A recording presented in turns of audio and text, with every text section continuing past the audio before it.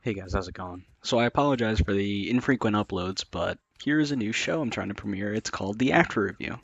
And what The After Review is basically me reviewing things that everyone has already reviewed, and then I swoop in there with my cynically nihilistic wit and try to steal the show and try to point out some things that maybe time has revealed that they didn't get to.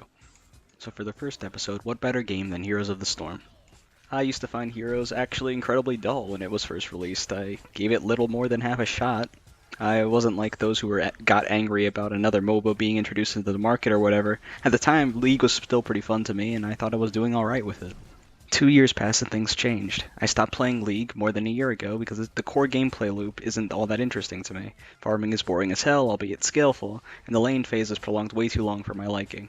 By endgame, where many games are decided, teamfights can end in double critting the ADC and then you're just screwed. I can still see the appeal, but it's just not for me anymore. Plus, I stopped giving a shit about the esports scene now. It's basically half of League's content cycle, honestly. Heroes, on the other hand, is much more arcadey in its approach. It has skills that need no levels, no items, no gold, and that other business that MOBAs are usually known for. And honestly, it's these radical departures from the rest of the genre that matter. The gameplay is usually fast, there are so many varieties of characters, and the quest system ensures that there's always something to do or challenge yourself with.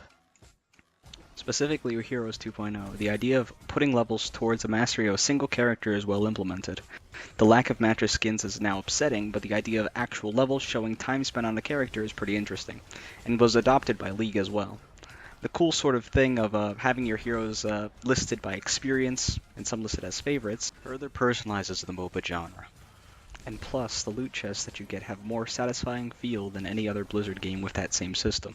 There are some issues with some designs. Malfurion is a mind-numbingly simple and yet devastatingly good support. Sergeant Hammer is a ridiculously simple and often uncounterable specialist in quick match. And Diablo is just a CC boy in general, but there are so many other characters that are played that are still fun. Assassins in particular mostly avoid the stereotype of right-click to win, and that's great in itself. As a master Nova, Valera, Li Ming, Vala, and Jaina player, I adopt different playstyles and strategies based on the character and map that feel satisfying. Tanks always feel different from each other and each have levels of disruption traded off with utility. Specialists feel the most diverse of any roles simply because their powers are absurd.